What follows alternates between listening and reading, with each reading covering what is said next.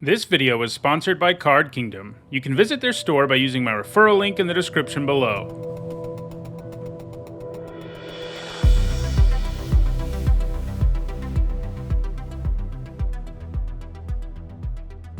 Hi everyone, I'm Nizzanotes, and today is Saturday, and that means it's time for another edition of Nizzanotes, my weekly vlog series where I talk about limited Magic. Right now it's still Baldur's Gate season. That's the main limited format on Magic Arena right now. We don't have another set coming out until early September from Dominaria United. That's what we'll be getting. And I would do more videos on Forgotten Realms. Normally when there is a new limited format, newish limited format, that's what the videos are about. But those videos aren't doing super well. Overall, it's interesting because a lot of people are playing and talking about this format, but clearly not also being a paper format is having an impact on content about that, and that makes sense because there's fewer people who are playing it. So this video isn't going to be focused on Baldur's Gate. Instead, I'm going to be looking at a more general topic. In particular, I want to talk about what I think is the worst limited format of all time. There will be a crack-a-pack for Baldur's Gate, so I'll talk about the format some when we get done with this main topic for the video. So if you're interested in that, then you get both things, which is good. So there's a few caveats when talking about what the worst limited format of all time is. I'm not talking about any format that existed before they actually designed for limited. That's not something that really started to happen until Mirage Block, which was, the first block. So I'm not talking about any limited formats like, triple Fallen Empires or things like that would be terrible as limited formats, but nobody really ever played them as that. Some people might do it now for some reason, but it was never designed for limited. So I don't really think I can talk about those sorts of sets as limited formats because they never really existed. Starting with Mirage Block, though, they did. And so what do I think the worst limited format of all time is? Well, it's Coldsnap. I think that's the worst one we've ever seen. So this is a pretty weird set. I wrote an article about it actually on Card Kingdom about how strange this set is. So basically the idea with Coldsnap, it was released in the summer of 2006. And the idea was that it was sort of a lost, quote unquote, set from the original Ice Age block, which was the second block in Magic ever after that Mirage block I just mentioned. Ice Age block previously had Homelands as its core, one of its three sets in the block. And I guess if you don't know what a block is, they used to release sets in blocks, and this was where you released one big set and two small sets, all in the same setting and all really telling the same story. They mostly don't do this anymore. It's weird because at Dominaria United we're gonna have like 4 connected stories, but it's not technically called a block. But yeah, we don't usually have a structure like this anymore, but it used to be a whole thing. There used to be block constructed, there used to be block drafts, and those were a thing. And so originally, Ice Age block had as its 3 sets, Ice Age Homelands and Alliances. Homelands is considered one of the most poorly designed, worst Magic sets of all time. And so about 10 years after Ice Age block had concluded, they decided they'd release a new set that was part of Ice Age block that would push Homelands away. So they sort of retconned Homelands out of existence and created a new Ice Age block. And this was a cool idea. It created a lot of buzz. It was kind of interesting to see a set with modern design sensibilities, but in that same sort of block setting from Ice Age. But there was one big problem, and it's really the problem that is what makes this the worst limited format of all time, and that is the very fact that it was a small set. So, I mentioned earlier, big set, 2 small sets. Usually the big set was like 300 plus cards, and then the 2 small sets were like 150 cards. And so Coldsnap was designed as a small set. Ice Age was the big set in that block. But the problem was you couldn't actually block draft. And what a block draft was where you would get 1 pack from the 3 sets in a block, and that's how you would draft, from 3 different sets. Sounds a little strange today, but that's how we did it back then. And the problem was Ice Age and Alliance's boosters weren't just like lying around for people to play an actual limited format where you played with 1 card from 1 pack from each set. So what you ended up with instead was triple Coldsnap drafts with a set that was only 155 cards. That would have already been a huge problem because there's just not enough different cards, especially when it comes to commons, for that to be a good limited format. So already it was starting behind the 8 ball because all you could really draft was triple Coldsnap. And that was like an official format too. It wasn't like, just because you couldn't afford the other 2 boosters, this is what you did. This was an official format. It was on Magic Online and everything.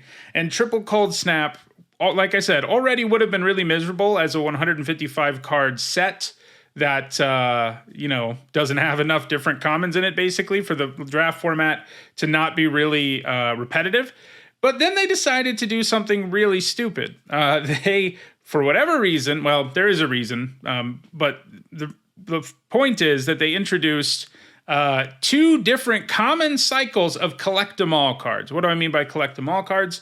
Well, these are cards that get better when you have multiples of them. And, that's a cool mechanic to have around. We just had Gathering Throng and Streets of New Capenna. Having 1 or 2 cards in a set do that at common is fine, especially when you have a 250 plus card set like Streets of New Capenna.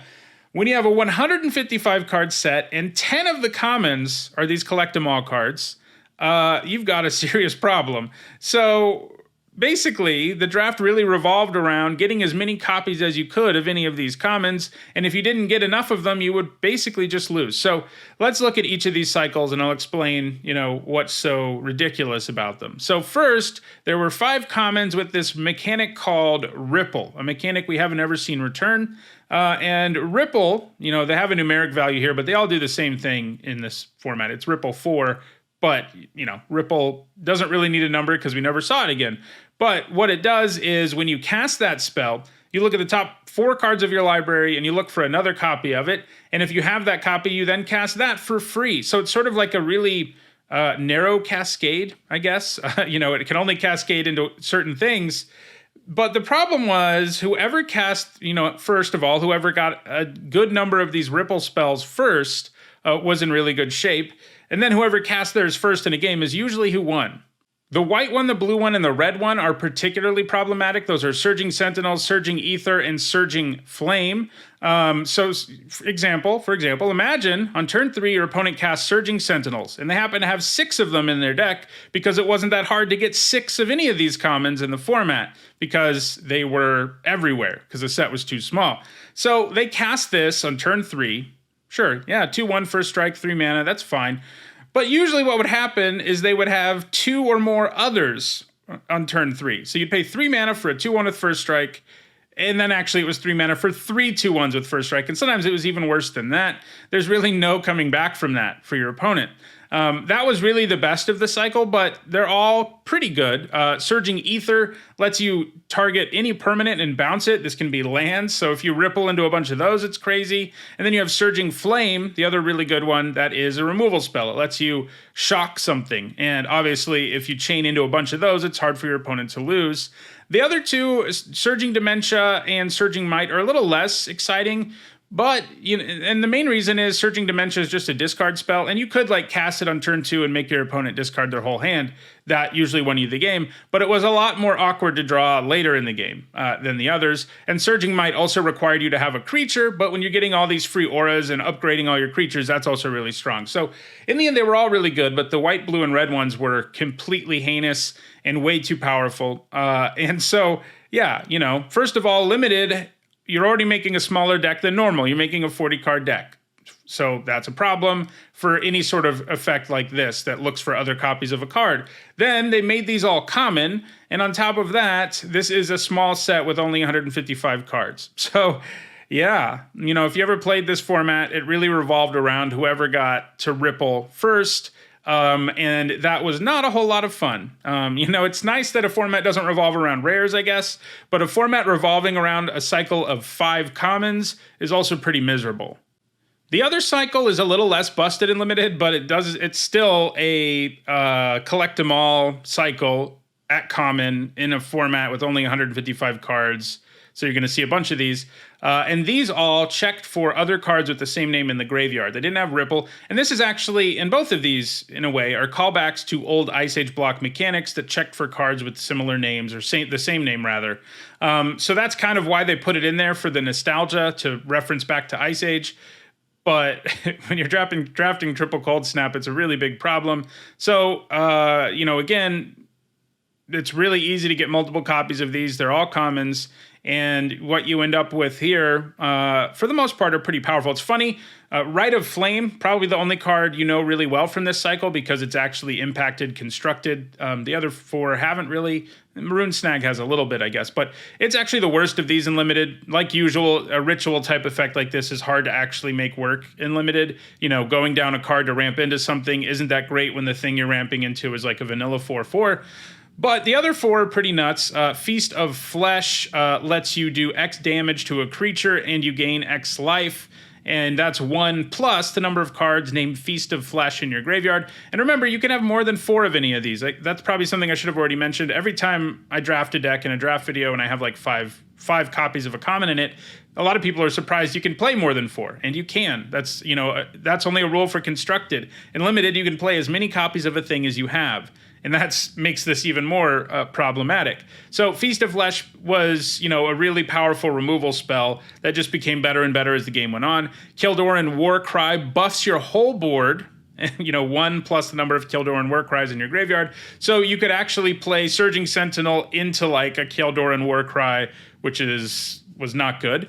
Sound the Call makes a wolf token, and that wolf token gets bigger the more cards you have named Sound the Call in the graveyard. And then there's also Rune Snag. It's a counter spell. It's also not amazing in Limited. These other 3 pretty much were, but it was pretty good. I mean, 2 mana counter spell that ggets harder for your opponent to pay the tax on is pretty good. So, this is just such a poorly designed set when it came to Limited.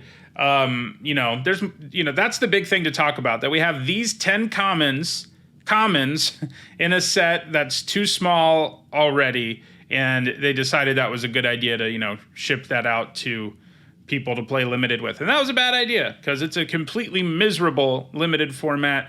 It has very few redeeming qualities. It's kind of fun to play once or twice, I guess, but it quickly becomes boring because the whole format becomes all about this. If you thought Streets of New Capenna was boring because everyone was playing like Brokers and Black-Red and stuff like that, you would really think this was boring because there was even less variance in what those different kinds of decks looked like. The decks couldn't look that different with such a small set and a mechanic, 2 different cycles really saying, hey, grab as many copies of me as you can. So yeah, that's what makes Coldsnap the worst Limited format of all time. These 2 collect them all cycles in a really small set. Don't think that's something they'll ever do again. It's obviously a mistake. And my only thinking about it is they knew this was bad for Limited, but they were just like, whatever, these cards are cool for constructed. We'll just sort of sacrifice the Limited format to do that. I don't know. I can't figure out how they thought this would work out. Maybe at some point in design, they really thought they were going to be able to do actual Cold or Ice Age block drafts. And if you could do that, this wouldn't be a problem. But you couldn't. So this is what you had. All right, so that's the main topic for the video. If you're interested in some Baldur's Gate content, I'm about to do some of that with a Crack-A-Pack. I'm going to talk about a pack, show you a pack, talk about each card in the pack, how I feel about it in the format right now, and tell you what I would first pick. All right, so here's our pack. Our first common is Devoted Paladin. This thing's solid. A lot of the decks in this format seek to just kind of curve out and then slam something like this that makes it hard for your opponent to lose. It is kind of funny that it's like substantially worse than the 1 mana 1/2 Unicorn, who can do that effect repeatedly. You have to pay 4, but the effect is really powerful, and you can play it on turn 1, so you can sort of curve out with it and then have it also be the thing that pumps your whole board. Like, I really prefer the 1 mana 1/2 Unicorn with that ability over this, but it's fine. I mean, you play one of these in a lot of your aggressive white decks, which is basically all the white decks. They're all aggressive. That's this format. Next up, we got Contact Other Plane. Blue is pretty bad in this format. I almost feel like the color balance in this format is worse than it was in Forgotten Realms the more I play it, and I'm like 40-ish drafts in at this point. I've reached Mythic and everything, done most of what this format has to offer. And blue, Blue in Forgotten Realms was bad, but you could like end up in it and end up in a decent deck, like if you got the right rares and stuff. But I find that hard to do in blue at all. Like, I'm very rarely in blue in this format. And Contact Other Plane was a bad common in Forgotten Realms. This kind of, you get to draw cards effect just isn't that good in most limited formats these days. they're so frequently aggressive and assertive, and paying 4 to not impact the board is a pretty big liability. So it's pretty much unplayable. Vampire Spawn, this is a quality common just like it was in the original Forgotten Realms. If you can blink it and stuff, it gets kind of silly. You can combine it with some life gain payoffs, like Celestial Unicorn sometimes. But mostly, you're just playing it for the value. It's not really super synergistic, but it is a solid creature. I think I would take it over Devoted Paladin at this point. Next up, it's Druidic Ritual. It has kind of the same problem as Contact Other Plane. It is a card that doesn't impact the board at all, that nets you some cards, which is cool. And it's not as bad as Contact Other Plane. For one thing, blue is way worse than green is. And for another, you can get some serious, maybe not serious, but you can get some value out of Druidic Ritual just because, the black-green deck sometimes wants to be milling itself. Sometimes you have bombs you can get back. It's not quite as random as Contact Other Plane. It's still not very good, and I end up cutting it from most green decks. But I'd take Vampire Spawn here still. Celestial Unicorn, I just mentioned that. This is the life gain payoff. The green-white deck doesn't have that many life gain payoffs at common and uncommon. Basically, it has Trelasara and this, and it comes together sometimes, but like a lot of the decks in this format, you just end up in sort of like a green-white aggro deck that has a life gain sub-theme. You have a mechanical sub-theme, but it's not really all your deck does. And the Unicorn is really only going to be good if your deck ends up with 4 or more ways to gain life. And that just doesn't happen organically all the time. So you don't play it. I would play the Spawn over it. Tomorrow's Invoker, another mediocre blue common. This is the kind of card where you look at it, it's it has bad stats, but it can do a thing in the late game. Problem is, this format doesn't have games that reach 8 mana that often, and in the early game it's just a horrible blocker. Almost all of the double team creatures can just bounce off of it, and your opponent gets an extra body. You just need bodies that can actually trade, and it doesn't do it. So no thank you. Priest of Ancient Lore, this is going to be our new first pick. Great into the battlefield ability, decent stats that let it trade for things. You get a 2-for-1 with it a lot. It gains you a life if you're running some Celestial Unicorns, and if you want to blink it, and there's decent ways to do that in the format, it gets good too. So we're definitely on the Priest here. Ettercap is next. This is fine, especially in a deck where you're either lacking removal or your own flyers or any way to stop flyers, and that does happen in this format sometimes. If you're in green-red, you don't have access to very many flyers in this format, and Ettercap can help shore that up for you, and it's fine. It's a solid playable. It's in the same category as the Paladin most of the time, but sometimes it's a necessity more often, I think. So yeah, it's fine, but definitely Priest. Eyes of the Beholder, you play one of these in your black decks if you're really desperate for removal, but 6 mana removal is way too slow for this format. You need removal that can kill double team creatures before they ever attack you, and you'd much rather have Portable Hole or something like that, the way this format panned out, than you would Eyes of the Beholder. It's not unplayable. It does deal with basically anything. If your deck is actually good at getting to the late game, which sometimes they are, but not super often, it's okay, but definitely still Priest of Ancient Lore. Reckless Barbarian, this is mostly just a 2-mana 2/2, but those are actually pretty good in this format because you need to be able to block and trade and deter attacks early, and it does that. I'm trying to think if I've ever seen anybody actually use the sacrifice thing 50 drafts in. I don't think so. I don't think I've seen anybody actually sacrifice it. The only time I've seen it is if somebody casts removal spell on it that would give them a treasure and you sack it so they don't get the treasure, but using the actual mana doesn't come up very much. It is a dragon, that matters some, but mostly it's just a vanilla 2-mana 2/2, which is solid, but certainly not as good as Priest of Ancient Lore. Next up, we've got Vol, Eager Scholar. Man, this card has been a disappointment. I was pretty excited about this one. I like a 3-mana 2/1 that loots, but that's a pretty ugly stat line for a card that doesn't give you immediate value. And sure, it eventually specializes and does a thing, but, there's so much efficient removal in the format that can kill it that you almost never get there. It's just too slow, specialize is too expensive, and the stat line does not line up well. So we're still on Priest of Ancient Lore. It's kind of the same card, but better because it immediately gives you the card that you want, unlike Vol does. Rescuer Chwinga, this thing has been fine. Sometimes you ambush something. Sometimes you bounce a Priest of Ancient Lore, and that's pretty sweet. I would still take actual Priest over it, but the Rescuer is probably our number 2 card now.